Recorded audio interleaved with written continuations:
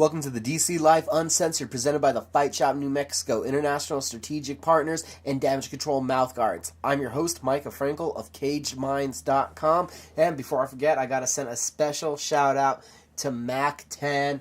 That's MMACK10, Mac10. Go give the Facebook page a like.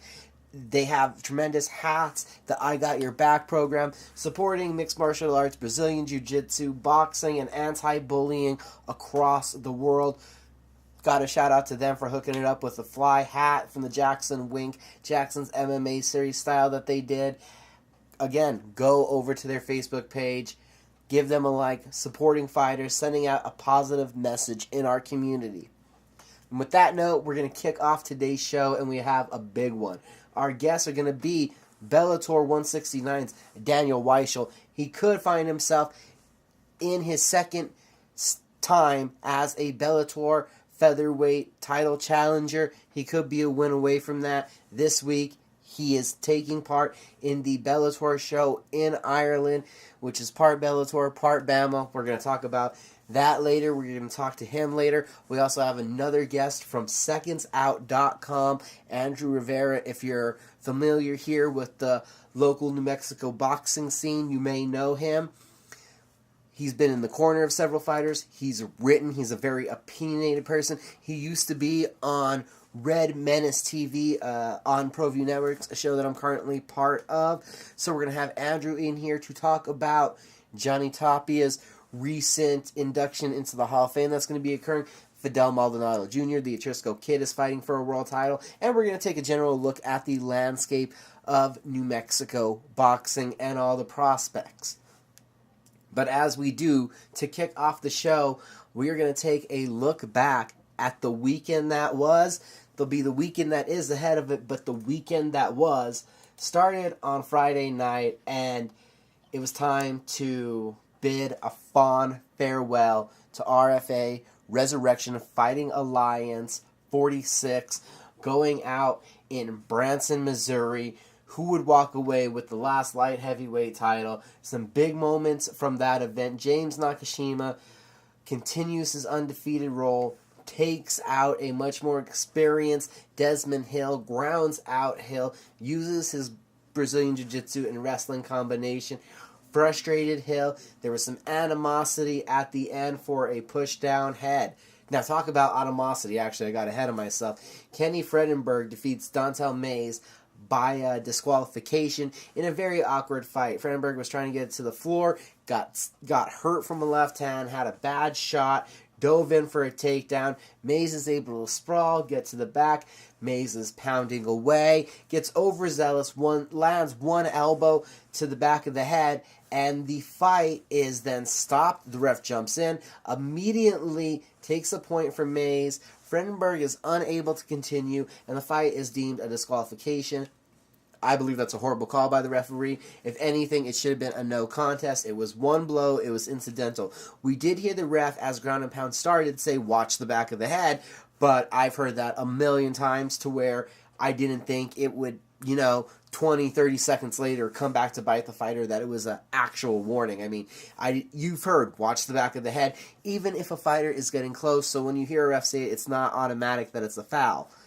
The one blow that was landed was illegal, but it was so early on into the contest, not to mention that was the 25th to 20th, depending on how many little shots you count or not, consecutively unanswered punch landed by Mays on Fredenberg. Fredenberg was near done. It is no surprise once the illegal strike landed that those other 20 also, he was concussed. The fight should have been stopped, obviously. It could have been called a TKO before the elbow, even with the elbow, but calling it a disqualification, I think that because of the dominance that Mays was displaying before the illegal contact and the illegal foul, the fight should have been deemed at the very least just a no contest. A bad way for Dontel Mays to get his first career loss.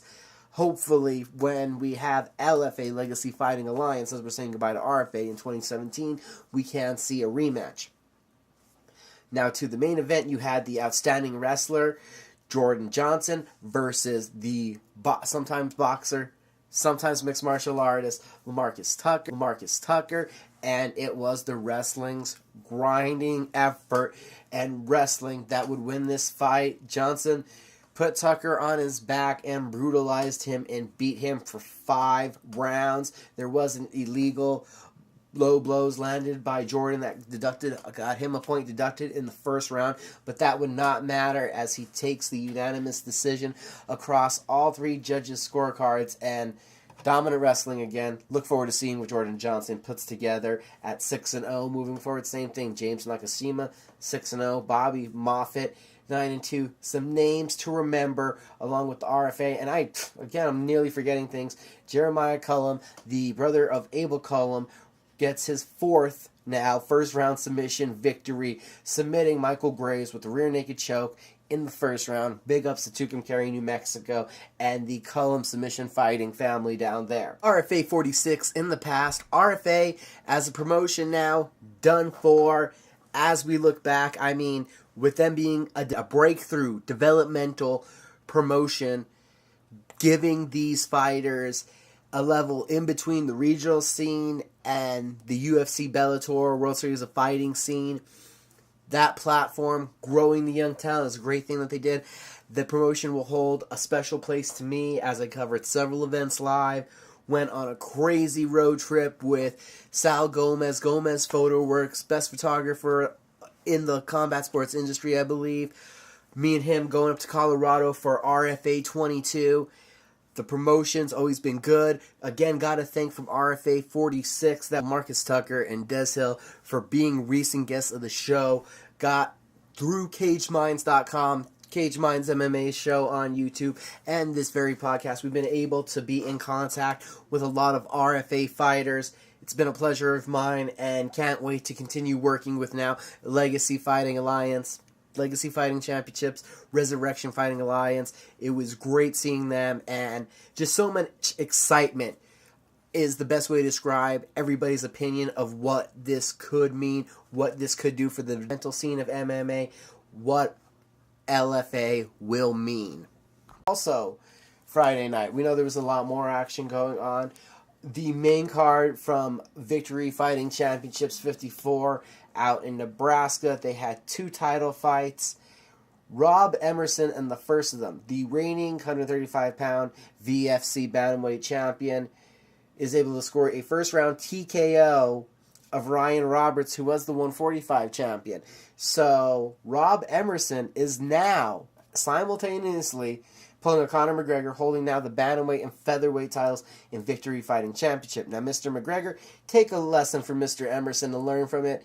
His first now motivation after winning the 45 title was to drop back down to 35, and he's going to go defend that title against an undefeated prospect, Rough and Stouts. So again, McGregor, take a lesson from Emerson. You have twice won 2 titles, McGregor, in 2 different organizations and never been a defending champion. And Emerson can't wait to be a defending champion.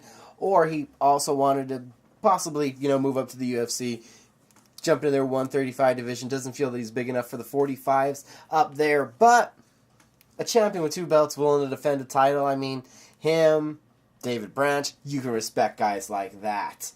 The main event also, we had a title on the line with Maki Pitlo looking to repeat what he did the first time he took on Cassius Kane, where he was able to take a unanimous decision.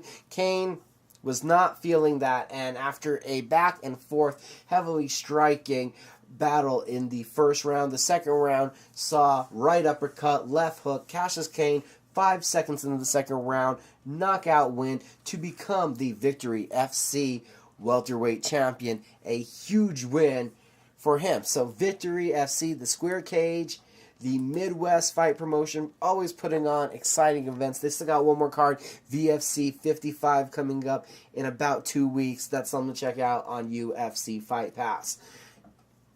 Also now, on Friday night, you had the UFC in Albany, New York, a quick trip back to New York.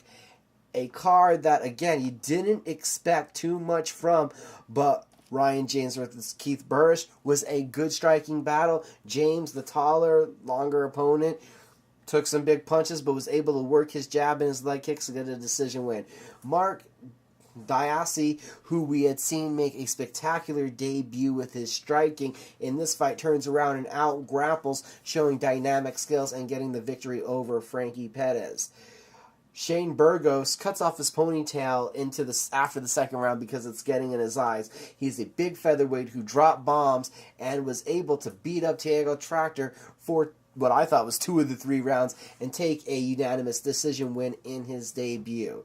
In his debut in his rightful weight class, Andrew Sanchez, the tough winner from last season, shows off some striking with some kicks and is able to show new layers of his game. With just a wet blanket and a grappler in the tough house, takes a decision from Trevor Smith. Wish he could have found the killer instinct. Jared Mershad found a killer instinct and gets Joe Gigliotti out of there with a anaconda choke. A huge debut for the 30-plus fight vet. Randy Brown. Dana White's looking for a fight, may have found another bright spot. A TKO of Chris Camozzi's little brother, Brian Camozzi, was also making his debut. Camozzi from RFA was their welterweight champion and had been on an incredible hot streak. Gets taken out in the second round. That was a huge win. You also had John Vellante, not happy with his performance because he got hit to open up the main card a lot, but he is able to take a TKO in the second round. That is a very big athletic light heavyweight. Corey Anderson had to get mean, his dad said, and he did, taking down and pounding out, using vicious ground and pound, relying on his wrestling, getting Sean O'Connell out in the second round. The number 9 ranked light heavyweight called out guys that were fighting at UFC 206, and when we get to those results, we'll talk about that.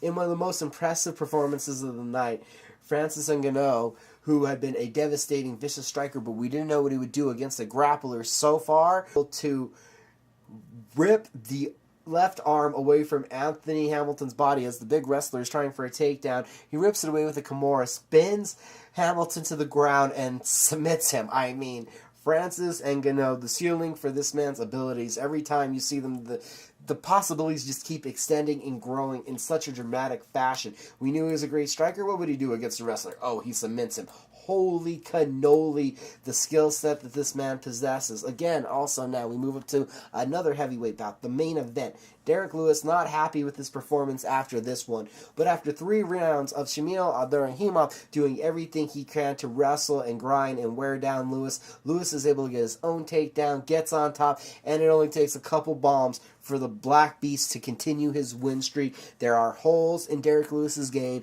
and he is not technically sound. He gets off balance with his kicks, but the man hits like Bigfoot, a mythological creature. The power is ungodly the way that he can take you out. All those results, full results for all those events, are up at CageMinds.com as always. That was just Friday night's action.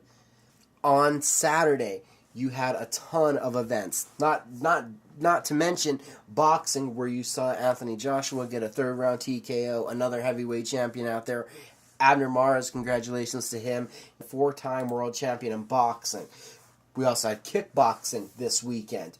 You had Glory Collision, possibly the biggest event in kickboxing history, definitely the biggest event in the history of Glory. The 3 different layers of Glory that were for this show. You started out with Glory 36, Germany, the ESPN 3 portion of the card. There were 2 big things from that card. You had a tournament, as they do the contender tournament, earning himself a lightweight world title opportunity at 23 years old with 2 decision victories. Dylan Saavedra had a huge night. That is a big deal for him, and he will be next up to challenge Sitthichai with a split decision, but with 5 judges. It was actually 4 in his favor and 1 for Matt Gregorian. Sitthichai retains his title. Powerful left knees, left kicks, and his left straight. Everything from the left side of that man's body is very lethal. The top-ranked kickboxer in the world, according to Glory right now, Sitthichai. Big win for him. That was on ESPN3. We went over the Super Fight Series, where you saw Tiffany Van Soos and Emil Dobby win their women's Grand Prix semifinals to move on to the finals that were going to take place at Glory Collision. You also saw what it was, in my opinion, is the greatest glory fight I've ever seen. Michael Dunn and Daniel Luga dropping bombs on each other for 3 rounds.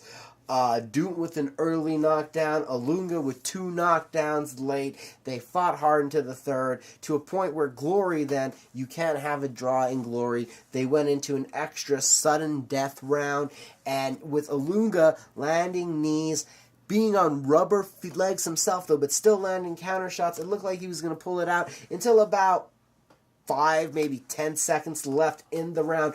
Doom with a big, powerful shot, puts Ilunga down and is able then, with that, to take the extra round. The most spectacular Glory kickboxing match I've ever seen. You went up then to Glory Collision, the big pay-per-view, and even though it was not pretty, it was not her best day of work, Tiffany Van Soest is your first ever Glory Women's Champion. 2 wins in 1 night. 2 decision victories. She was not happy with her performance, but very happy to capture that title. The welterweight title was on the line, and incredibly, the invincibility is over. Nikki Holtzkin's streak of 12 in a row in the Glory ring is over. The reigning defending welterweight champion, via the split decision, but only one of the 4 judges sought for Holtzkin, is dethroned by Cedric Doumbé. You wonder if there'll be a contender spot for Holtzkin. Is there an automatic rematch? Because he did have the title for such a long, illustrious run, but Doumbé, pulling off the upset, gets the title, and then in the big heavyweight match, would it be knockout artist Badahari, or would it be Rico Verhoeven, who is that young lion? 40-10, he's been around the block, but he's been putting everything together. He's this next level of athlete, and with a second round TKO due to arm injury, Rico Verhoeven keeps rolling, gets the win over Badahari. Who can give Rico Verhoeven a real challenge inside of that Glory ring? It's yet to be seen. That was a huge night for kickboxing, which there was more of it. And the funny part, more of it. Bellator. Bellator was in Florence, Italy, going over there again, a combo MMA and kickboxing show. We do have the results real quick. Georgia Petrosian with the 3rd round. TKO gets a victory. Denise Kielholtz is the new Bellator or WSKA Women's Flyweight Champion. Joe Schilling, 3rd round TKO. And Kevin Ross with a 2nd round knockout, all getting victories. The funny part about it is I could tell you that, but Spike TV and Bellator will not be airing it till this upcoming Saturday. This upcoming Saturday, we'll break it down in a little bit. There's going to be Bellator 169 in Dublin, and then preceding that, you can see Bellator Kickboxing Floor and check out the results I just told you about for Bellator Kickboxing 4. But also at the same show, what we did get to see was Bellator 168, Bellator MMA. John Salter, quick takedown, takes out Claudio Armantino and does what he needed to do to get a victory, to keep moving forward in the lightweight division. Maybe a matchup with Alexander Shlemenko, get a definite number 1 contender, as everything's been backed up with Carvalho having to withdraw from facing Manhoef, which was originally scheduled to be the main event of this event. So that happens. You have Upset City as Clubber Silva is able to land 1 big straight and then step on the gas, find the killer instinct, and not stop landing punches until Felipe Lins is down. The Nova and Yao young man handed his 2nd loss by TKO. Definitely an upset from a fighter that was 12-7 coming in as Clubber Silva, a Brazilian who was an Italian who definitely had the crowd at an emotional level, winning that one. Ed Ruth is 2-0. He took down Slum Schlub and beat the piss out of him. Ed Ruth, one of the Bellator Fab 5, is on track looking like a beast at 185 pounds. Goichi Yamaguchi possibly got caught, possibly got headbutted, ended up on his back. Who cares? The kid is a grappling whiz.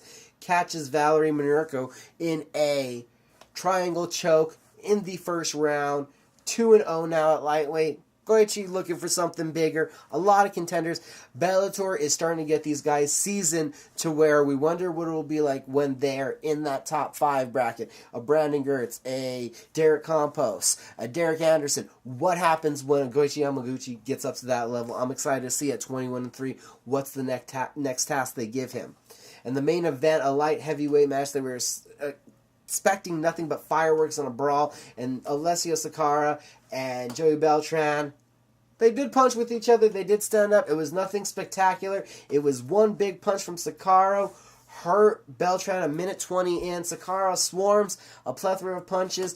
And Beltran has just not been the same. I mean, this is a guy with about 32 fights under his belt. He went through some epic wars at heavyweight early in his mixed martial arts career in the UFC. Wear and tear like that when you competed at heavyweight. Now that he's getting his body smaller and he's been at 205 and 185. It may have been too much wear and tear, but again, it's hard when you've only fought guys like Brian Rogers and Alessio Sakara in Bellator. Heavy hitters, things like this can happen. Sakara, though, 2-0 in Italy. For Bellator. 2-0 at light heavyweight with Bellator. It's good for him. That's good for their global expansion. And now we get to it. What capped off the weekend? A card that was underrated, undervalued, and proves that none of us know anything. Because UFC 206 will now be remembered as one of the greatest cards of 2016. I mean, kicking it off on the Fight Pass prelims, Landon Venata finding the opening, putting down his left foot, pivoting, spinning, catching John McDessie right in the upper lip nose area with the side of his foot from a spinning wheel kick. Holy grooviness, Landon Venata, 2 fights, 2 bonuses, announcing himself as a threat, a contender, and was even more dynamic and destructive than anyone could have imagined. We know he wanted to come out and put on something special. As he said last week when he was here on the show, he did it in even more sensational, in more of a sensational manner than could have ever been imagined. That one was amazing. Olivier Aubin-Mercier is starting to come around. This kid, I mean, Canada needs a star, and they're really thriving now to need a UFC star with guys like Georges St. Pierre on the sideline still contract negotiating, and Rory McDonald having flew the coop to Bellator. Mercier outstriking Drew Dober, surprised the heck out of all of us. Come on, didn't know he could land his left hand like he could. Then when the fight got to the ground, he was able to find the choke that is his bread and butter, his realm. Another young lightweight with a lot of potential. Could we see a matchup right there, the striker and the grappler? Just because they're on the same card, I'm just throwing that out there. The Fight Pass prelims were capped off with Misha Serkinov catching Nikita Krylov with the left hand, Azarov with the left straight, the big knockdown, is able to jump on the guillotine choke, pull the guard, catch the legs, and Serkinov continues his undefeated streak in the UFC. Again, the light heavyweight division needs guys, and back to what we said earlier, Corey Anderson called out somebody following his UFC Fight Night Albany win, and it was the winner of Serkinov and Krylov. He said he wanted either one of them. I guess Serkinov had not heard that. He instead called out Shogun, looking for a legend, want to really get up there. Call out to Serkinov, call out a legend, call out a big name. Anderson calling out a guy that's technically ranked below him. I don't know if that's the strongest move, but either way, there's finally starting to be some bright spots and some new energy and life in the UFC light heavyweight division, and that's all I've been wanting to see for a year and a half now.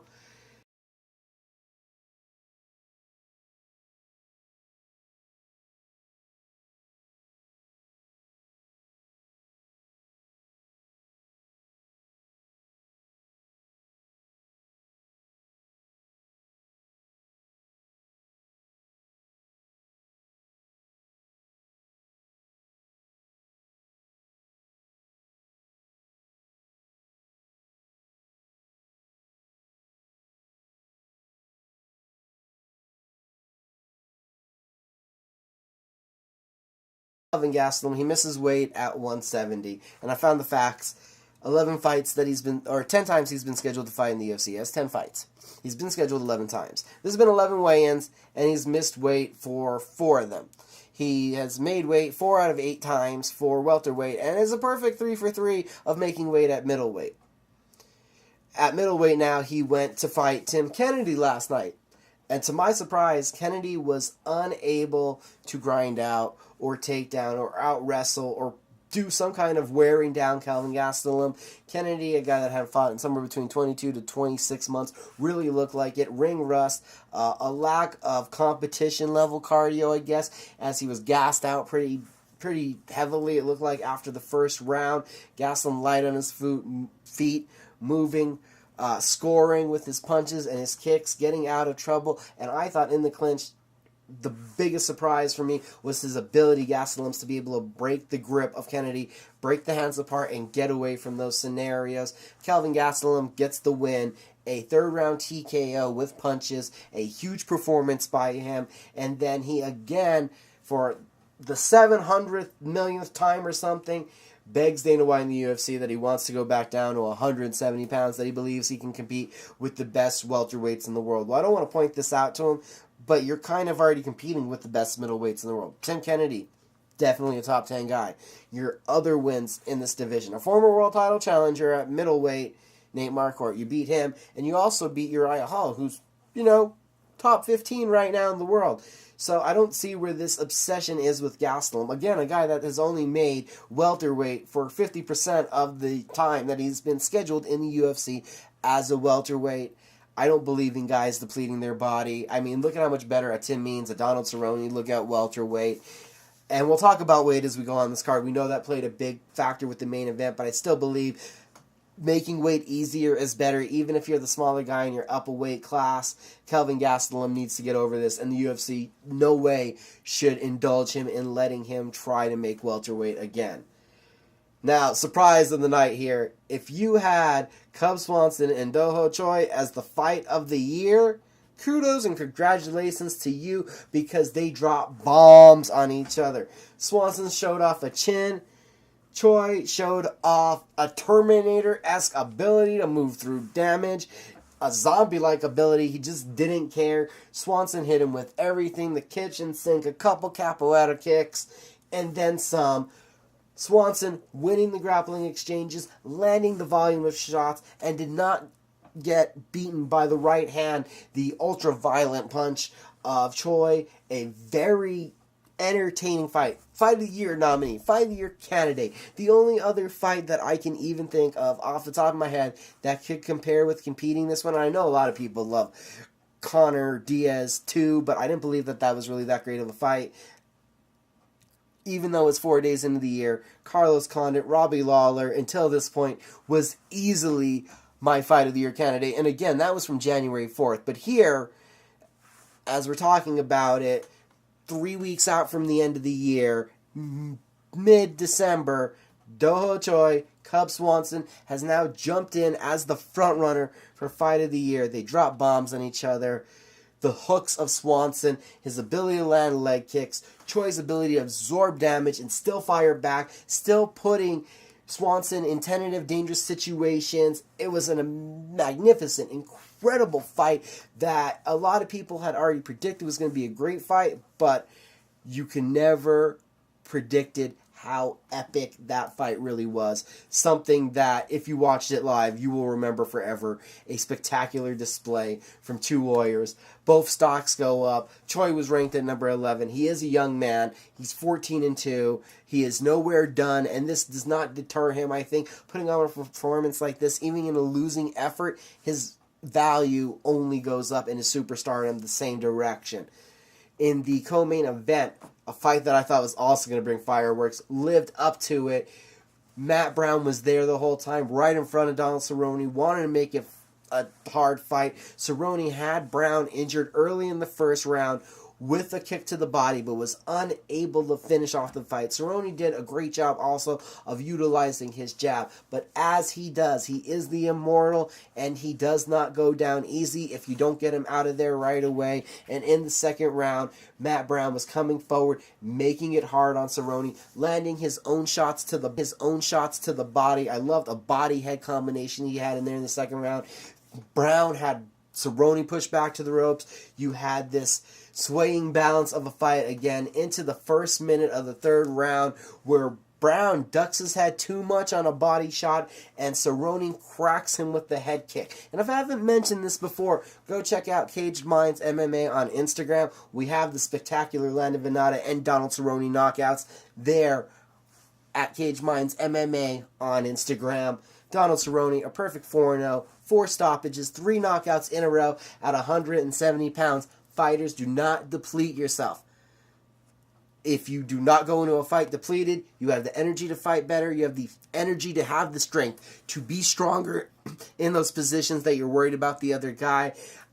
I'm against total weight cut depletion.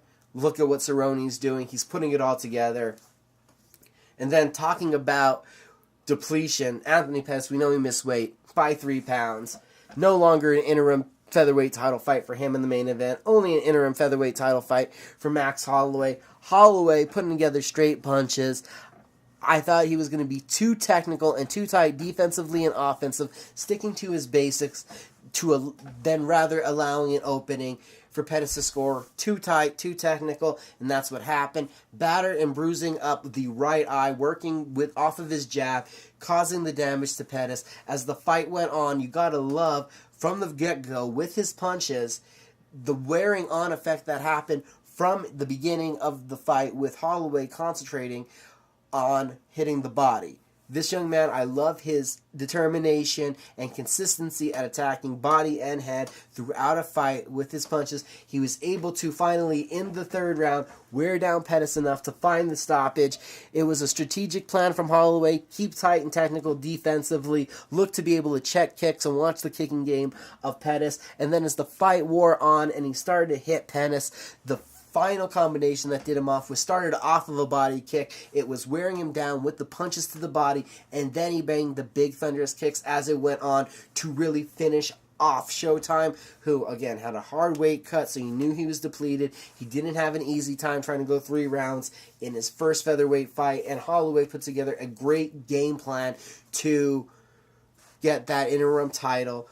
10 victories in a row, and epic win streak for Max Holloway. We've all been in awe of what Khabib Nurmagomedov and Tony Ferguson have done with their 9-fight win streaks in the lightweight division. Well, in awe one more time, Max Holloway, the young Hawaiian, a 10-fight win streak. He has an interim title. He had a metallic gold tie on at the press conference, and he had an epic rant after winning the title with, "Where's Jose Waldo? Let's find Jose Waldo."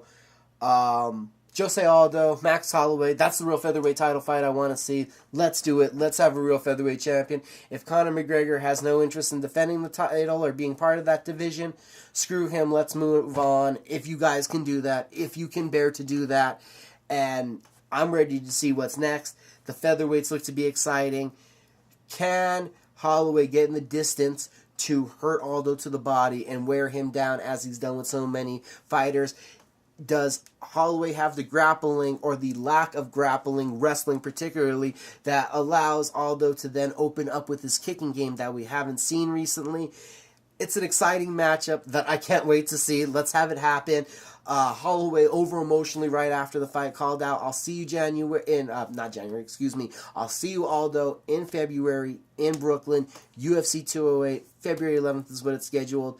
The UFC has told Holloway he can have that fight if he wants, and then Holloway had a backpedal real quick, kind of funnily, but I think it was a genuine thing. He realized he missed his birthday sacrificing and time with the family on Thanksgiving in preparation for this fight, and then it hit him again. Does he want to sacrifice time with his son for his son's birthday and the holiday family season of Christmas, trying to get ready for a title defense in February? So with that backpedaling, it's going to be a hefty payday, I think, to get that UFC 208 featherweight title match together between Holloway and Aldo.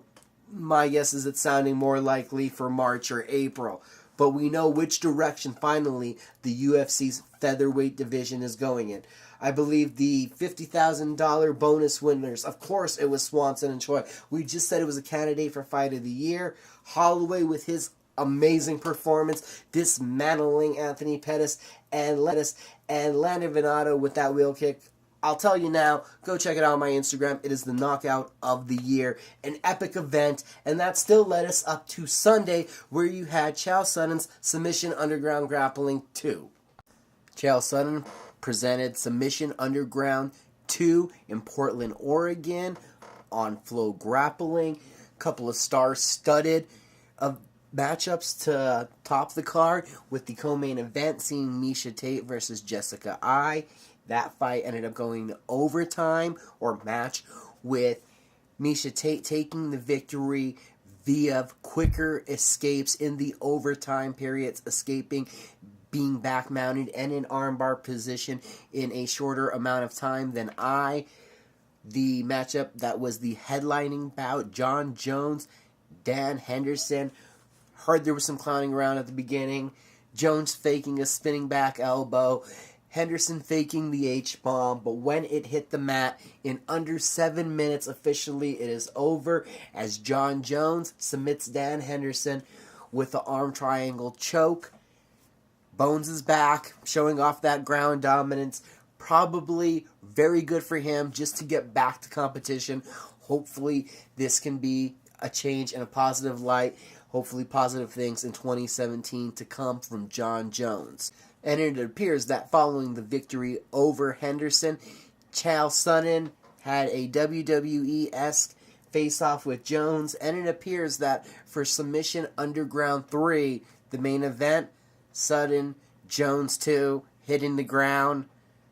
There'll be more DC Life Uncensored in just a moment when we will be joined by Bellator 169's Daniel Weichel.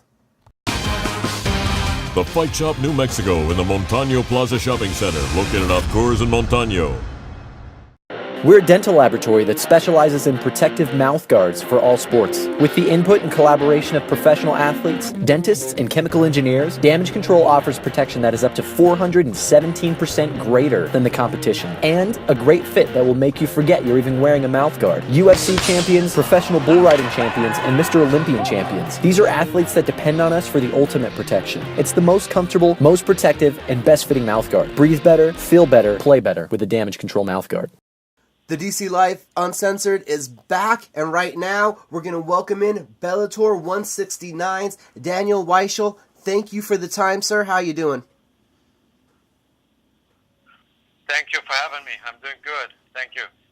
Daniel, you've been one of the most notable faces of German MMA for a long time.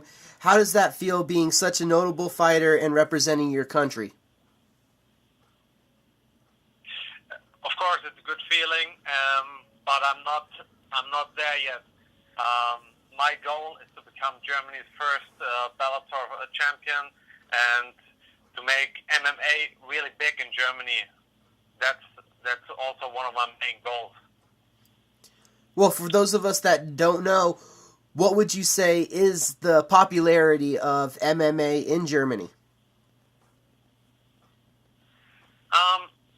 I would say the popularity is still pretty small, but the sport is growing.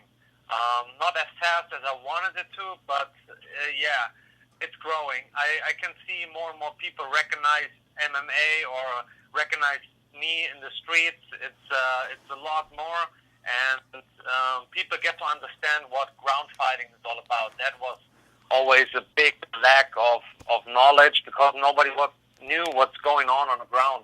So now more people understand, and slowly the sport is growing. But yeah, it's still not on TV. That would be something that would be awesome to have MMA on regular basis on TV. That would help to make the sport pretty big. And we know kickboxing and boxing are very big there. Is it surprising to you that it's taken so long for MMA to really catch on? No, it's pretty much the same like it was with boxing. In the beginning, it was like a slow start, but then it was like growing pretty fast. I think when we hit the point when MMA is going mainstream, nobody can resist, and we have many spectators also in Germany for this amazing sport. Now Bellator globally growing, first show over there in Ireland you're going to get to be a part of. Is it an easier traveling situation for you going from Germany to Ireland instead of having to come over to the States?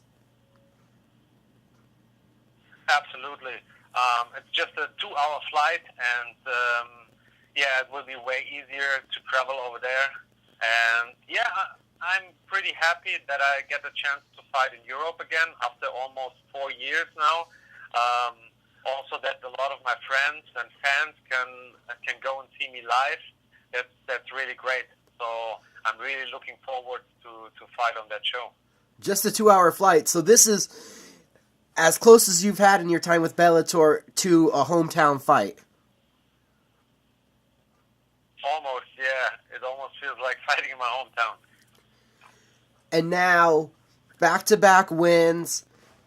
Where do you feel you are in the division? How close do you think you are to another title shot?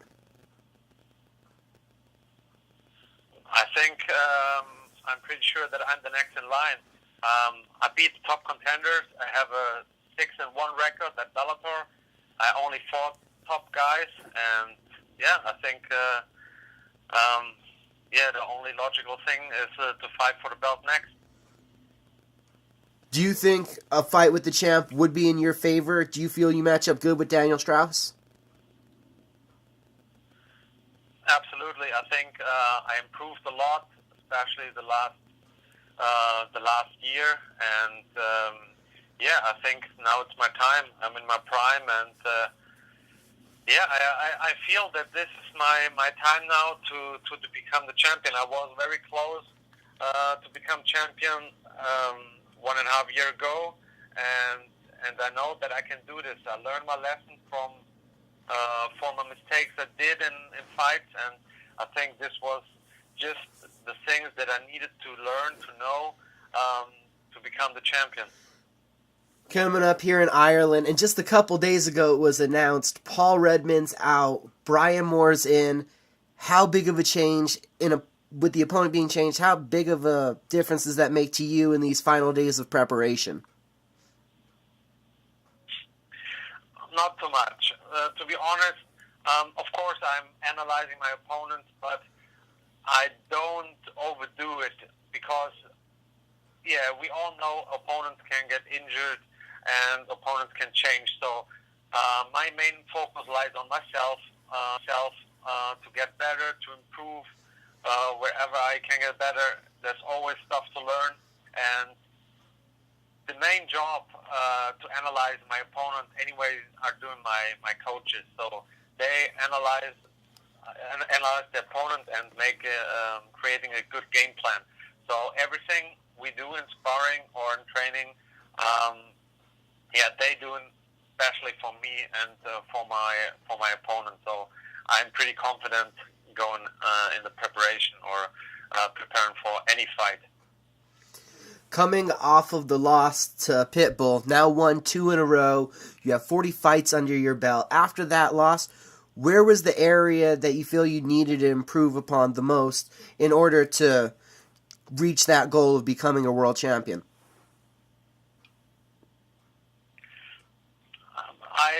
I always try to improve in every area. Like I said, there's anywhere there's stuff to learn. Like the most I've learned out of that Pitbull fight is to keep the focus and the emotions under control. This was basically the main thing I had to carry into the other fight because I was controlling the first round, and I think I did a good job going away from his power left hook in the first round, and I could connect with a couple good shots. So I think I did everything good in that fight, just losing my focus in the second round. So I don't change my training or that stuff. So I just try to improve in every area whenever I'm on the mat. Some fighters do get wild, but in the striking, you stay tight and technical 95% of the time, if not more. What enables you that mental mindset to just to keep your technique so well throughout these fights? That relies to my coach, Mohamed Awali. He's drilling that stuff with us over and over again. So it's in our blood, and we carry it into the fight. Now, the division has also been getting a lot of boost from fights like the one that you had with Emmanuel Sanchez, and then the other guys that are coming up. And AJ McKee is a guy getting a lot of spotlight. Have you seen what other guys are doing and think you need to do something to possibly help make a name for yourself? Because that's really big, and hardcore fans would know who you are, but there's a general audience. Do you think about stuff like that, having to make yourself more well-known? I think I want to make myself more known by my performance. I know I'm not a guy who talks trash. That's not my nature, but my nature is to win fights and to put on performance. And I really want to show more of what I've learned the last in this preparation or the last year I've trained. And when I'm next time in the cage, I will show a lot more than I did in the last fight, definitely, and people will remember that. Do you think the matchups, what you've been given, the kind of fighters, that's why we've only seen a certain performance out of you? We've seen your striking, but that there are other aspects. Has that been basically matchup based?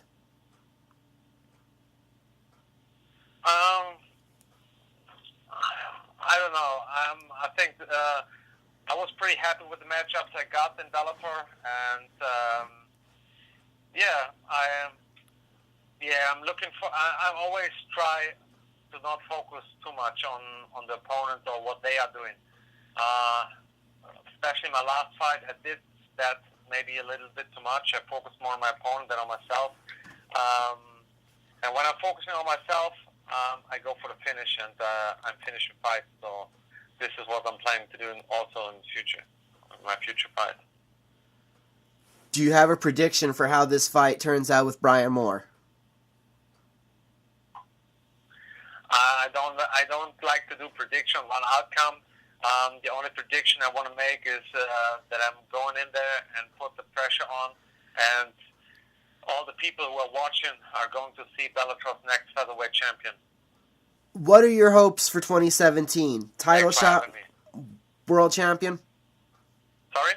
Your hopes for 2017, your plans? Yeah, I will work hard and become champion and keep that belt for a long time. Daniel Weichel, it was great getting to talk to you, sir. Thank you for the time, sir, and best of luck at Bellator 169. Thank you. Appreciate it. We'll continue on talking about Bellator 169 now. Daniel Weichel, his short notice replacement opponent, Brian Moore. You look at Moore, he's going to be behind the 8 ball in this fight because he has the less experience. Weichel, again, is one of the top 5 guys in the division, looking to get another shot at Daniel Strauss. A underutilized and underseen ground game for what we've seen of him in Bellator, but Weichel has an all-around skill set, does not give you many openings on the feet, and that technical and basic style, it's so hard to make him open up to be able to land a big shot. I like Weichel to keep going, and he should and needs to do this to get a title shot in impressive fashion.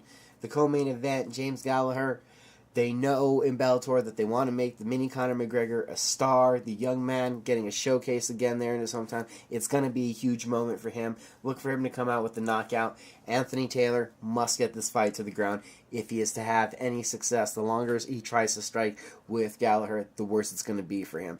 The main event, King Mo, Satoshi Ishii. Ishii, the judoka, the Olympic-level grappler. King Mo, a high-level wrestler. The better boxing, the better hands is King Mo. We've seen what he's done growing with AKA, with American Kickboxing Academy, then transitioning down to Florida, working with American Top Team. Can't wait to see where his skills go with his hands, if he can become more aggressive. He does want to stay out of that clinch, but it's hard to see either man getting taken down. That's why you got to believe the more fluid, more relaxed boxing style of King Mo will prevail. But Ishii has been working with Gegard Mousasi, and it would be very interesting to see where his striking has gone. We know that he's solid in clinch, solid ground game. Bruno Ellen, Helen Harper in the women's bout opening up the card. And you also have Shea Walsh looking to rebound from a loss from Tom the Fireball Kid versus Luis Tosta. The Fireball Kid and Cameron Ellis both guys that train at the Jackson Wink Academy are going to be involved in the Bama portion of this Bama Bellator card taking place Friday. We'll see it Friday night, the Bellator 169 portion. And then following that, don't forget, yes, again, Bellator Kickboxing for the reminder. That'll be on, shown a week later from Florence, Italy, but it'll still be televised. Now that gives us a segue to transition over to Saturday as the UFC is back on Fox. UFC on Fox 22 from the Golden One Center in Sacramento, California. Beautiful new venue that the Sacramento Kings of the NBA play in. A card that could be overlooked. I really like this card. Kicking it off, at least according to Sherdog, what we're looking at right now, Sultan Aliyev versus Bogoran Velelicic. Velelicic, a very strong welterweight, a kid on the rise. Hector Sandoval, another American alpha male, another team alpha male prospect. Hector Sandoval going to be taking on Freddie Serrano. Sandoval did hold a GKO title. You got veterans Eddie Wineland and Takei Mizuzaki. That's going to be a fun striking battle. Irene Aldana making her promotional debut against Leslie Peacemaker Smith, the debuting Mexican striker, against the rough and tumbled Californian UFC Octagon Challenge vet. Also from Team Alpha Male, Josh Emmett, 10-0, undefeated, made a huge impression on short notice. We all really love his striking style, taking on Scott Holtzman, who has been more of a striker in his UFC days, where I was used to him in the XFC of being a grinding wrestler. Colby Covington, speaking of grinding wrestlers, is taking on Brian Barberina. Barberina has good submissions, comes from a grinding team. Covington training with ATT, another real grinder. ATT's Cole Miller taking on Japan's Mizuto Hiroto, who had been training at Team Alpha Male. In the featherweight division, does Hiroto come out aggressive enough? Does Miller get the fight to the ground? Mike Perry, Platinum Mike Perry, 9 wins, 9 knockouts, comes out to knock your head off, taking on Alan Jaboué, the technical Muay Thai striker, the male model who has also been non-stop exciting, deadly with his kicks and his knees. Hey Mickey versus Sage Northcutt. Someone's hype goes boom. Can Mickey get this to the ground and get the submission, or does the explosive ability of the athlete that is Sage Northcutt in his karate style disrupt Gale? I kind of like Gale to drag it to the ground and get the submission. Uriah Faber, it's time to say goodbye to the California Kid in the co-main event. Back where it all originated in Sacramento, where his team is from, taking on Brad Pickett, another American top team fighter versus Team Alpha Male matchup. A big theme of this card, the Englishman who is powerful boxing. Will Uriah Faber be able to pull it off? I like Faber by decision. This is going to be wild. He can still rely, though, on his takedowns, I believe. He has the more tighter wrestling and get it in timely positions to force the takedowns. I don't know if he'll have the necessary means to completely overwhelm and control Pickett on the ground. Pickett does that one-punch power, does overload up on it sometimes, and I think that gives Faber the ability to get the takedown that will help him secure the decision win and walk out with that huge spotlight and that triumphantness into retirement. The main event, Paige Van Zant, Michelle Waterson. Waterson, the more experienced fighter, the more well-rounded fighter, let's be honest. She's been at this a lot longer. She's been doing karate and jiu-jitsu a lot longer. But Van Zant, with a young fighter like this, the jumps, leaps, and bounds in her evolution of her game that she keeps taking, quite impressive. I don't think that any of us saw a jumping switch kick coming out of her that knocked out Beck Hyatt. I did not think that was going to happen. It was a shocking one. You have to believe that Van Zant, in her hometown, has an emotional boost. But what does that do for her? This is her second main event. She did not fare so well in her first one against Rose Namajunas. How much did she learn from that moment? As Waterson has been in title fights, held titles in Invicta, tried to defend that title. She has been in big spots and has had a spotlight on her, much the same as Paige Van Zant for a very long time too, as the karate hottie came up through girl fights and on bully beatdown. She has had a lot of attention in her life. She knows how to handle it. As a technical fight, there's too many intangibles, and a lot of them would say that Paige Van Zandt would be the betting favorite, and she has an emotional advantage. How does she deal with that? And is she able to deal with a savvy veteran, 17 fights under her belt, who is a more fluid technical striker just from the longevity of how long she's been doing it? An interesting fight here that I really do think could optimally be 5 rounds of excitement. You also got to wonder from Van Zandt, if she gets overexcited, she could get caught up in the submission game of Waterson, who is very lethal off of her back. We saw that in Invicta. It's going to be an exciting night of fights. As we look at UFC on Fox 22, there's Bellator. They're replaying a kickboxing show. You still got Bama if you can find that. And you got the UFC. A lot of great combat sports ahead of us this weekend. And ahead of us on the show get back, we're going to be joined by Andrew Rivera of secondouts.com as we talk about the local boxing scene. There'll be more DC Life Uncensored in just a moment. ISP. That's International Strategic Partners. When you think protection in New Mexico, you should think ISP, not your everyday security company, offering background checks, self-defense courses, handgun, firearm licensing, and a plethora of security patrol and investigation options. Call us at 505-255-6063. That's 505-255-6063. 6063 or online at callisp.com. The Fight Shop New Mexico in the Montano Plaza Shopping Center, located off Coors and Montano. We're a dental laboratory that specializes in protective mouth guards for all sports. With the input and collaboration of professional athletes, dentists, and chemical engineers, Damage Control offers protection that is up to 417% greater than the competition. And a great fit that will make you forget you're even wearing a mouth guard. UFC champions, professional bull riding champions, and Mr. Olympian champions. These are athletes that depend on us for the ultimate protection. It's the most comfortable, most protective, and best fitting mouth guard. Breathe better, feel better, play better with the Damage Control mouth guard. Welcome back to the DC Life Uncensored. Right now we're going to welcome in Andrew Rivera from secondouts.com, and we're going to talk about boxing, some boxing and some MMA, a little bit about a lot of different stuff, the local scene, the national scene. We'll start off. First, thank you for the time, sir, Sure. and welcome to the show. Thank you for having me. Finally. We're on. I know I kept promising. It took a while to get you on. First off, we heard this week Johnny Tapia getting inducted into a very prestigious Hall of Fame. Give us some thoughts and a little bit of what you think this means for New Mexico, seeing a fighter get inducted in the Hall of Fame. Well, it still keeps his legacy alive, and it also will keep New Mexico, Albuquerque on the map here, because you always wonder. People always ask who's the next Johnny Tapia, Bob Foster, even Danny Romero. Holly with women's boxing. You know what? I think maybe one day she might get in too, because she's one of the most dominating women of all time. So I wouldn't be surprised if they actually add her to the list that she will get in as well. But as for Johnny, went to high school with him back in the day. Of course, you always hear the stories. Everybody knows Johnny, so which is probably true. Everybody, 600,000 people in Albuquerque. I'm sure 40% of them, 60, probably know him or touched him at one time or another.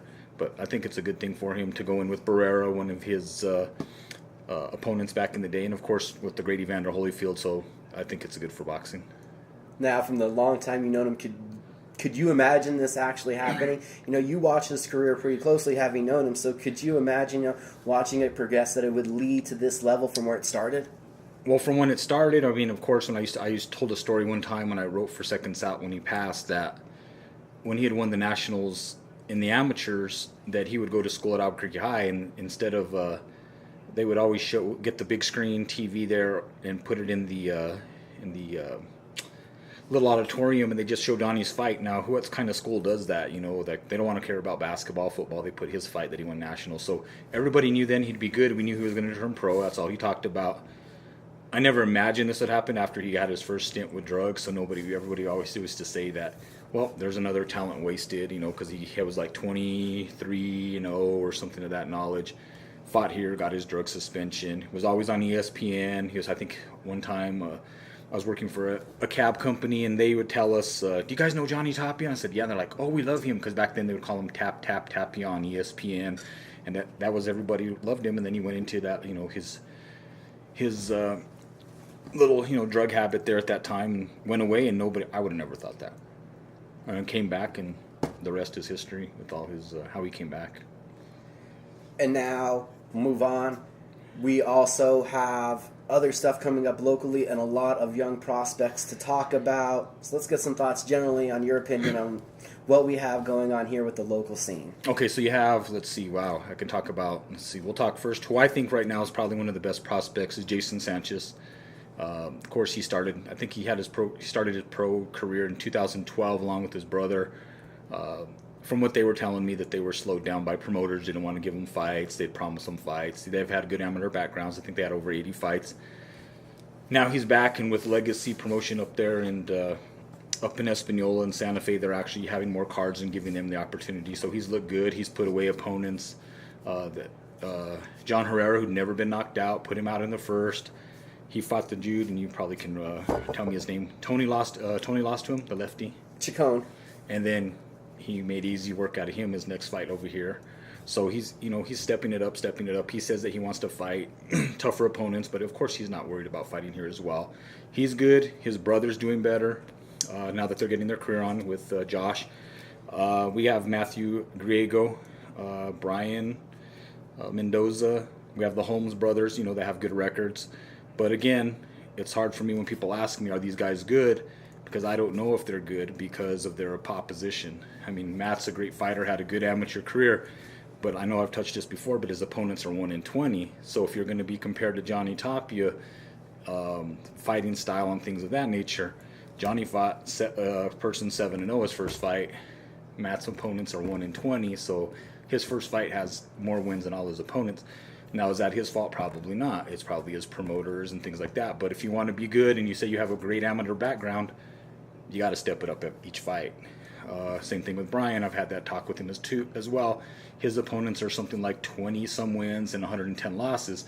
Same thing. Had a good amateur background, Brian. But eventually he's got to step it up. You're going to be 15-0. You should be stepping up with fighters with the winning record as well. Again, is that his fault? We don't know. It's probably his promoters and managers and things of that nature that get him these fights. The Holmes brothers, we know what goes on up there. They get them, and we've touched this, they get them MMA fighters or pro debuters and things of that, so they build up their records. So we won't know how good they are until they step it up. Now, of course, you have Jason Sanchez wanting to fight Brandon Holmes, or even, he says he'll even take on the other brother. And I honestly think that he would probably mop the floor with both of them, and I'll be on record and say that. I think he would because he fights better people, he's had better amateurs. Records. And then of course, you get the Holmes people, they'll say, well, Brandon only had 8 fights as an amateur. Nobody put a gun to their head and say turn pro. You want to turn pro, then you step it up with the big boys. So eventually these people are going to have to fight each other or step it up and fight somebody good. But I would say those guys are the top prospects out there. So just overall, probably Brandon, Patrick, we're talking Josh Sanchez, Jason Sanchez, Angelo Leo, Matthew Griego, I forgot to mention Angelo. and I Brian don't know if Angelo Mendoza. still lives here. Does Angelo goes back and forth to California? So if he's still here, I consider him a good one of the top ones as well. But of course, I see that he goes to California. So if he's still living here back and forth, then yes, I consider him one of the. Saw him at San Jose Boxing recently, and then I believe his last 3 fights have been in Mexico. But those 7 prospects, so there's a bright future for New Mexico boxing. But it'd be really nice to be able to see some higher class matchups. What do you think it would take, though? You've been around this a long time on a promotional side to be able to step up to make something like that happen to really test these young guys? Well, of course, I'm with Holmes Boxing. Of course, they have what they're doing up there is nice. They have a lot of crowd that goes in support for the fighters up north. But again, if that's what your business, because I've heard the comment that they make the most money fighting there. If it's about the business and the money, I understand that. But if you want to be a world champion or any type of champion, regional, anything like that, you're going to have to step out of your realm and fight. So, again, if they're going to keep doing what they're doing, eventually the crowds, as you've seen, they start decreasing because the fans do want to see better fights. Legacy, on the other hand, same thing, because they're basically, if you look at New Mexico boxing, they have their own fighters, just like Top Rank, Golden Boy, they all have their same fighters, but now they're all fighting the same guys. They're fighting the John Herreras. They're fighting the Pettizes. Nothing against those guys because those guys will come and put on a show. But again, it's basically, I call it's a professional smoker. So you're getting paid now to fight the same guys that you fought in the amateurs. That's all it is. You're not stepping it up Legacy could probably get better opposition if I understand what they're doing. They're putting on 10 fights, as we mentioned. They put on 10-fight card. Great. Cut that to 6-fight card. Get the most popular fighters, because of course you want to have the popular ones in local shows that put on, sell tickets. Cut those other fights out. You're probably saving about $4,000, $5,000, $6,000 on travel, purses, and get better opponents. Is it a good thing right now in the scene that we hear Legacy Boxing? I can tell you that the Sanchez brothers, Pacheco, Osorio, and Valdez are most likely going to be on that card, Right. possibly Alex Holguin. You tell me that Holmes Boxing is having a card, I'll tell you that the brothers are going to be on there. Anton you Martinez. might see Tom Martinez, you might see Atrisco Boxing, you might see Alex Holguin. Is it good for the scene that we are consistently seeing the same fighters in that red corner, that we know each No. promotion who they're going to use? I mean, myself, no. I mean, I want to see good fights. I want to see someone from New Mexico go to the next level. But if we continue to do this trend, we're not going to see that. Because, of course, they're fighting the same. It's a professional smoker. They're guys that fought each other. Or they'll get guys who I give the total 100% credit. They got the balls, and everyone always compares MMA to boxing. But when you got MMA guys like Padilla, Conrad, who went up there and gave Martinez a hell of a fight. Some people thought he might have beaten him, and he didn't have any boxing experience at all. You got other MMA guys that are going to say, hey, I'll go take it, because they got balls. I mean, those guys got balls. I've seen John Rosama from Rio Rancho. I've Yeah. seen Ronnie White from Berlin jump into a boxing fight on a week notice. So I'm a boxing guy, but I love the heart of an MMA guy because they will say, well, let me just go see what I can do, because they want to fight. Whereas you have the other guys that like, well, let me handpick my opponent so I can beat him and have a good record and jump up on the rope and say I won. But so when you see that happening, I don't think it's going to help the boxers at all. And how much you think it's been a detraction to the scene that we've lost Fresquez? I mean, Fresquez does not promote boxing anymore. We've lost Chavez Promotions. They have went Right. up. There is no more Tapia. I mean, we are Right. down to Holmes, Legacy, and if you're in the southern part of the state, I don't want to forget School of Hard Knocks. Right. But let's be honest, a lot of the fighters on those cards are 500 fighters. Right. So with Lenny, I mean, unfortunately, if they had I know they have a boxing Hall of Fame here in New Mexico. He needs to be in it. I know it's down in Las Cruces, but he needs to be in it as the top promoter in the history of New Mexico. I mean, he's brought world title fights. He had Cruz Carbajal, who was a WBO champion, was his promoter. He promoted Johnny's fights, promoted Danny's fights. Not when they weren't with Top Rank or Don King and what have you, but he also built fighters. He built, and he used to tell me when we did his article, because he's even admitted he used to have not fairly matched fights, but that became last minute, where he'd have to bring somebody in like Jeremiah Torres or something like that, just say, hey, I need an opponent, we need to get somebody. But he was telling me he'd like to have the home fighter 60-40 in opposition, like, the experience, to have a 60% winning against 40, which I can deal with that. But, he built up Hector Munoz's record to 15-0, and Hector would fight guys that Lenny made sure that he would win because Hector could sell tickets. And then when Hector left, we see what Hector's career is. Great. And then Hector, that's another one I'll give credit to. Skills minimal, but the guy will fight anybody. So if the guys in New Mexico had Hector's heart and will to fight, some of them would probably be world champions or at least contenders. So, I mean, but we definitely need someone back like Lenny. And I know Tom Crago the other day said in Facebook, Lenny, we need you. So does the boxing need him? Of course. Or maybe they can go pick his brain and he can tell them this is how you should do it. Give advice, because what they're doing now, it's good for the fighters to get records, but it's not too good to go to the next level. And then as we look at this crop of fighters, would you say Josh Torres right now is still the biggest name that we have that fights locally? I mean, Fidel Maldonado is a big name, and we're going to talk about him Yes. in his upcoming title fight in a minute. But, I mean, he's been, I'd say, a little more of a national attraction, fighting in Mexico, fighting several places around the country, and Josh Torres has been a lot more localized. So would you call Josh still our biggest boxing attraction here in the state? Josh, and he's a good friend of mine too. We talk every so often, and I give him credit because he's been stepping it up too. Granted, I thought he probably beat the guy up in Mike Alvarado. I thought he beat him, and I watched the fight 2 or 3 times, and I turn off the sound because I don't like to hear the announcers. Plus, I couldn't understand Spanish anyway, so I thought he beat him. But Josh, he goes in lulls, so I don't know. Like, he goes really good against the top-rated fighters, and then he fought his rematch with Marufo kind of looks stuck in the mud. And looks different. So, of course, you never know what's going on in the fighter's mind at that time. So, popularity-wise, Josh is probably our number one popular fighter here in Albuquerque. Fidel, I've talked to him. He actually cuts my hair. So, Fidel is a good fighter. I hate using the word great. Good fighter. And he steps it up, too. He's told me he doesn't like to fight here in Albuquerque. He says it's sometimes too much pressure, and he just doesn't like to do it as much. But again, he's probably the person that's least known of the Josh and Fidel popularity-wise, just because he does fight everywhere else. And he's a quiet demeanor. Doesn't like to, he's not loud. Which I told him sometimes it hurts him. I'm not saying be loud, but you need to get yourself more exposure out there, go do more things so you get more popularity. But he says, well, I don't really fight here. But what happens if you win a world title and you want to fight here? So yeah, Josh is number one. I'd say Matthew's getting up there with popularity as well. The Holmes brothers up there in their area. But Albuquerque-wise, Josh is definitely number one. It's not even close. So do you think out of that young crop that we talked about, there were 7, young prospects, who do you think has that potential? Is it Matthew Griego to become that next guy, that next name that we really know of, that the public is really talking about? If Matthew can step his competition up in the next year or two, then I say he has a good I mean, he's definitely popular with the fans and stuff, but to be a good fighter, go to the next level, if he steps it up, more people are going to want to watch him. Brian could do that. The Sanchez brothers, I had a talk with them the other day, and they're good, but they're really well known in the Spanish community.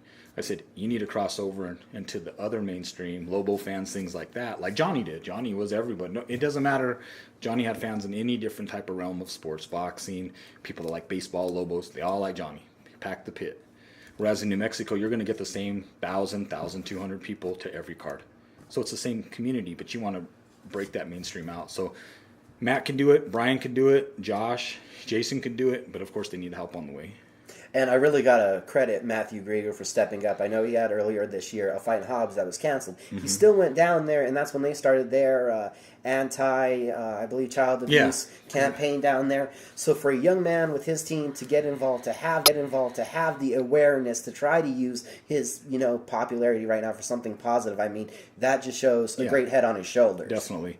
So I get, and if you want to compare him and Johnny again, when people do the comparison, he's doing, not saying that Johnny didn't do a lot of stuff like that, but Matt's already stepped it up in doing stuff like that, whereas Johnny would, had his own issues and demons, but Matt's doing it something different in a positive, which I told you before, myself, Ray, of course we're going to ask Matthew, any fighter, we're going to do something in the next year to hopefully get child awareness even more out there. But yeah, for him to do that, that's something, that says a lot about him at a young age. And then back to Fidel Maldonado Jr., I believe next Friday night. Big title fight for him in California against an undefeated fighter, right? Yes, he's definitely going to be fighting a guy 25-0. I think he has 24 knockouts. I know the guy's with Golden Boy, the other guy, and Fidel's with Golden Boy, but he's not the main attraction. It's the other guy he's going to be fighting. But if this fight wins, I guess from my understanding, whoever wins this fight will be either ranked number 1 or 2 in their division and get promised a title shot, a mandatory title shot. So this is Fidel's, basically this is his title. This is like a playoff game in football from now on. Like, the season's ending, you got to win every game. This is it for Fidel. If he's going to get to that next level, he beats this guy, he'll get a title shot. So from his opponent, what does Fidel have to be worried of? What does his opponent do well? He hits hard. He hits hard. So, and I know Fidel, and we've had this talk, and Fidel, if you listen, we've had this talk. If Fidel boxes, he's a lefty and he boxes, he could beat probably a lot of people if he just boxes and doesn't want to show the macho-ness that he wants to. Like, I like to go put on a show. Well, sometimes putting on those shows gets you knocked out or gets you in trouble. So if he fights smart, like he says he's going to smart, he does have a chance to win. But you have to have a game plan and fight smart. Knockouts will get you fans. Wins will get you more money. I love the warrior mentality, but Maldonado does have that tendency. You hit him, and he wants to come back. Desperate to pay you back twice over. He'll eat one to give one, exactly. And you believe he needs to fight smart. This guy's a way too heavy hitter. If he fights hard and if he fights smart boxes, moves. If he lands a good shot, don't jump in there and try to brawl, because I know he gets excited, and just pick. Who cares if the fight's boring? As long as you win that fight by decision, it doesn't matter. You won. So, what would you say odds are? He's probably like a 4-1 underdog, 5-1 underdog. But I think that if Fidel goes and boxes, he has a chance to win. If he brawls, then I say that 5-1 looks good. That's what we had on Fidel Maldonado. And now we'll close out the segment. Where do you see the future for New Mexico boxing? Do you think right now, first off, just fighter-wise, do you see a bright future? Do you see good things happening for the popularity and for these young guys moving forward? As we talked about, a bunch of prospects, and Josh and Fidel, two chiseled veterans still in the game. Now, Josh and Fidel can teach the younger generation, teach them what they've learned, because they're still doing it. Even ask Austin Trout, Louis Burke, help those guys, to help the younger generation to what they're going through. There's people that could break out. But again, it goes back to stepping up your competition. So will we know in about another year if we have another talk? We'll know by then if they've distanced themselves and gotten another shot. But that's the only way I see New Mexico getting better as fighters and somebody have a breakout is step up the competition. I mean, that's what it boils down to. Because I remember growing up and working with other fighters and remembering one of my friends told me one time, well, this is how it works. If your fighter is good, he's going to go anywhere and beat him. If he's got the goods, you're going to win. If you don't and you're worried, then you're going to stay local. And then promotionally speaking, do you see any reason, and I'm not even going to say, for a bright outlook, but any reason for optimism that there is a bright future, that we need to step up competition? That's what this whole interview has been about, and we'd all like to see that. I mean, if I know who's going to win before I walk in, I mean, I'm a good analyst. I'm not great. Yeah. I'd like to see some really compelling fights. Do you see, hope for that? Well, we've talked off record and on record. So if Holmes Boxing, if they're going to step it up, they're going to have to let their boys fight somebody good. I don't see that happening. I really don't. Because if they've already made the comment, we make more money fighting here, then you're going to fight here and you're going to make sure you win. You're going to make the calls to the Warrior Boxing guys, and you're going to get their fighters, and you're going to get those guys, to you already know that squad's going to lose against this squad. So you already know. That's never going to happen. Legacy, I know what they're trying to do because I've talked with Eric. Cut your fights in half, cut it to 6 fights, use that extra money to put on better fights, then you can build your fighters. But until that happens, it's going to still stay stagnant, and you still see the retreads fighting each other. So that's my best advice: is look at a different. You already have your fan base. Now let's go to the next wheel in the motion and get better opponents. Because if you want to build a champion, that's the way to do it. And then on the last note, also talking about the amateurs. I don't know how much you've been hanging around there, but I know this week there was the Nationals, and we had a big ton of people out there representing, including Shariah Maru, who I believe made the national team. So what have you thought about the amateur scene and that outlook for the future? Oh my gosh, we could talk. That could be another segment. So I actually think amateurs stay amateur and don't wait till they're 18 years old to turn pro. That's what actually hurts the boxing here. Because as soon as you turn 18, everybody and their mom wants to turn pro. If there used to be, when I fought 12, 13, 14 gyms tops. Now, if I think on record when I looked, and maybe there might be 40, 50 clubs here in Albuquerque, people training out of their house is great because they love the sport. But just because you have a gym at your house, just because you do this, doesn't mean everyone's going to turn pro at 18 and you're going to be good. Look at the pro boxing now. All the great, two of the top 5 fighters are Lomachenko, Kovalev, even Triple G. Three of the top 5 in the world had over 300 amateur fights. That says a lot. They stayed in the amateur program, and look what they did. Now look where they are now. Their experience. Look at back in time. Me and Sergio Chavez were talking about this. 1976, Olympic team. Sugar Ray Leonard, Spinks brothers, Howard Davis, Leo Randolph. All stayed in the amateurs until they were the 20s. Gold medals, world champions, history, part of history, boxing history.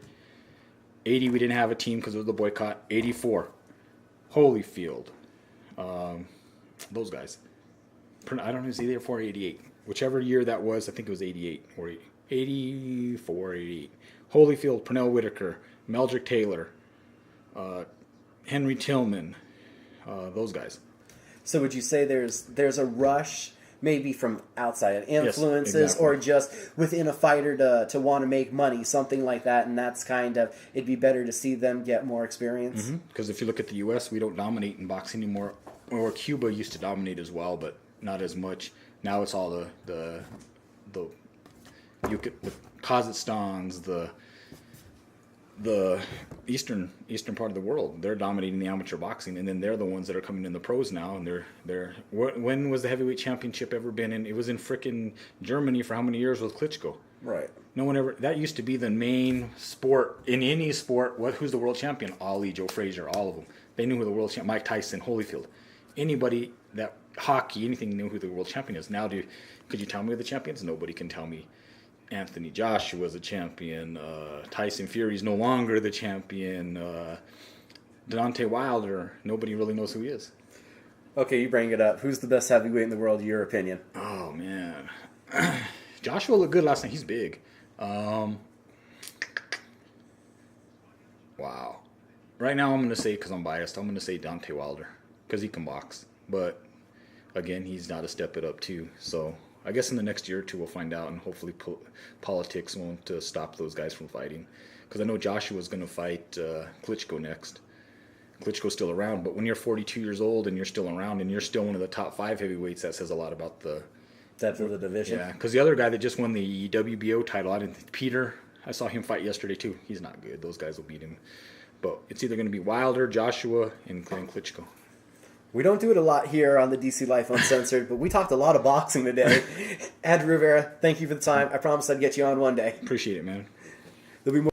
Now we're going to transition into the CageMinds.com local segment, and we got to send a bunch of congratulations out. First off to Angel and Abraham Perez going out to the Youth Nationals, doing their thing. Both of them performed very well.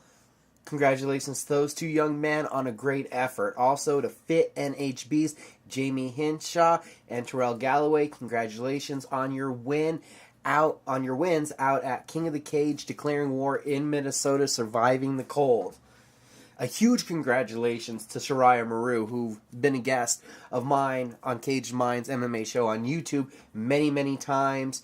She becomes the member of the Youth National Team and won the Youth Nationals at 165 pounds. She's going to be heading up to Colorado Springs, training in the Olympic Training Center.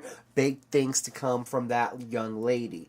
Now we're going to get to look ahead, and there's a lot of action, as always, coming up in the state. Me and Andrew already talked about Fidel's fight this weekend. Got to tell you, when the year kicks off, Nico Ray of Fit NHB, she is going to be in action at HD MMA. More MMA action coming up. Henry Barahona, January 28th, is going to be involved. Sparta Combat League 57 Dynamite versus Justin Gonzalez. Now we also have news on a world title fight with Kevin Kroom challenging Matt Bissett at CES 41. That'll be on Access TV for the CES featherweight title. Talking about more title fights. March 18th, Global Knockouts 9 at the Jackson Ranchera Resort and Casino in California. Jordan Espinosa is going to be challenging Team Alpha Males Joseph Morales for their flyweight title. And you're also on that card going to have his Latrell Yee MMA teammate Steven Cervantes, that's Jordan's teammate Steven Cervantes, taking on Tyler Diamond in a featherweight bout. So that's what's coming up, a lot of action, and we will keep you up to date as we get more news.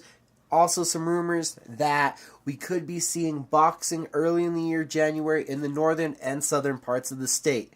We've had a great show. Thank you again to Daniel Weichel, to Andrew Rivera for joining us. Thank you to Damage Control Mouthguards, International Strategic Partners, and the Fight Shop New Mexico for allowing me to do what I do. One more time, a shout out to Mac10 MMACK10. Check it out on Facebook for them hooking up with the gear. This has been the DC Life Uncensored, always presented on CagedMinds.com.